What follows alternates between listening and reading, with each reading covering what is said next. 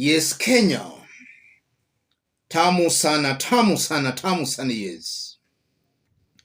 For some days now, there have been some rumors that some elements have been moving from one government department to the next, intimidating state officials and also demanding bribes from them. Those have been the rumors, and fingers have been pointing towards the head of public service, Felix Koskei. It's believed that those elements were acting on behalf of Felix Koskei. Those have been the talks. And that has forced Felix Koskei to respond. Felix Koskei, it has regrettably come to my attention that unscrupulous criminal elements are moving from one government office to the next, intimidating state officials and extorting money in my name. I call upon cabinet secretaries, principal secretaries, and CEOs of state corporations to be wary of these crooks and promptly report them to the appropriate authorities for swift action.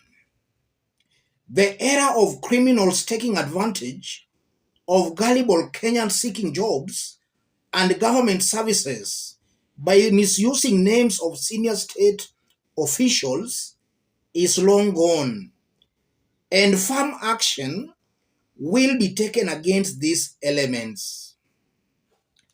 That's Felix Koskei's tweet today. I want us to dig deep into this for Kenyans to understand in clear terms where the truth lies in all this. If you are watching us but you have not yet subscribed, subscribe, give this video a like. Let's proceed. Yes, where is the truth in all this? I strongly believe that by Felix Koskei talking about this whole thing in the social media is not helping anything. He's just adding salt into injury. What we ought to have been seeing are some individuals being arrested and being arraigned in courts of law. If at all Koskei does not have any connection with them, the best thing we ought to be seeing people being arraigned in courts of law. But now that is talking about it in the social media, it's creating this feeling that the elements he's referring to were actually acting on his behalf. He's just trying to do what we call damage control. That's one thing coming out very, very clearly. Before we proceed, let's briefly have a look at functions of the head of public service, in this case, Felix Koskei. The officer takes instructions directly from the president, runs the cabinet office, which communicates executive decisions, handles the critical docket of supervision and coordination of ministries and departments, while maintaining a critical link with the public. Those roles are similar to those of a prime cabinet secretary, Musalia Mudavadi, because we are also being told that Musalia also assists the president and the deputy president in coordination and supervision of government ministries and state departments.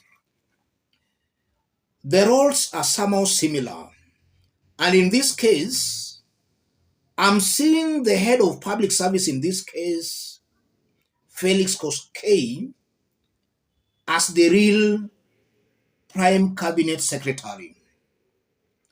Musalia's title is just there. Musalia is just there to be seen.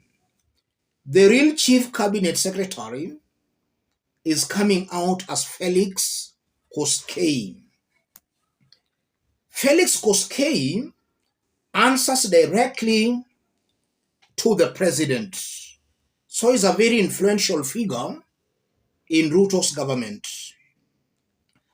And even before we dig deep, you don't need any miracle or any magic to understand what is happening here. And some of these things we were even saying before William Ruto became the president. If you look at the individuals William Ruto appointed in his government, they are individuals whose integrities are questioned. In one way or the other, you'll find that they were accused of corruption before. The same Felix Koskei, in Uhuruto's first term, he was kicked out of the cabinet because of corruption. That was in 2013, Uhuruto's first term. Ruto saw it fit to bring him back into the government. And now we are seeing some elements moving from one state department to the other, intimidating government officials and demanding bribes. You don't need, or rather, you don't need magic to understand what is going on here. And besides Felix Koskei, it's also a fact that other leaders William Ruto also appointed in this government, they are also people of questionable characters.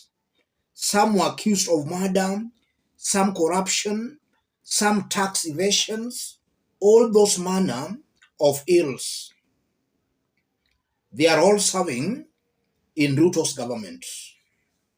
William Ruto himself, his own integrity has also been widely questioned. So Kenyans must just accept things as they are. The only way Kenyans can stop this is by saying no.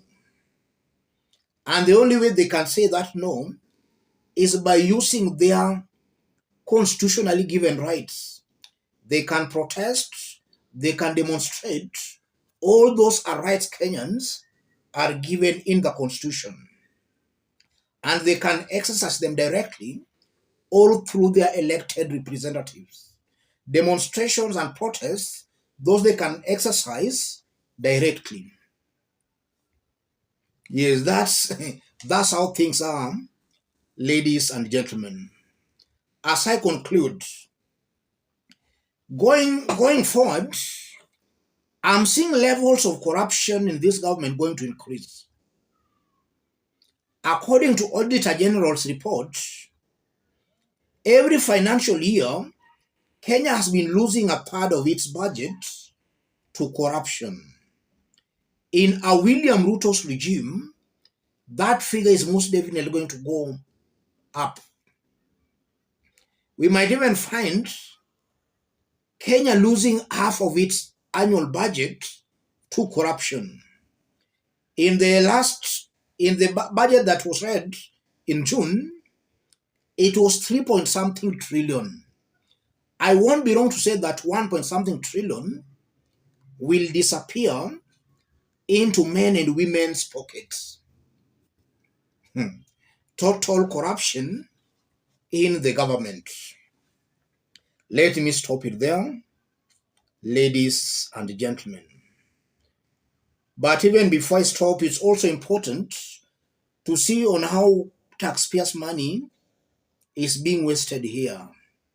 Duplications of roles, functions that should be done by maybe a PS or a CS, you are seeing so many duplications of roles here. Those are just helping in wasting taxpayers' money. The government is not using taxpayers' money prudently. Let me stop it there. If you are watching us but you have not yet subscribed, subscribe, give this video a like. If you are watching us outside Kenya, drop a comment, let us know from which part of the globe you are watching us from. If possible, subscribe, give this video a like. Thank you. God bless you.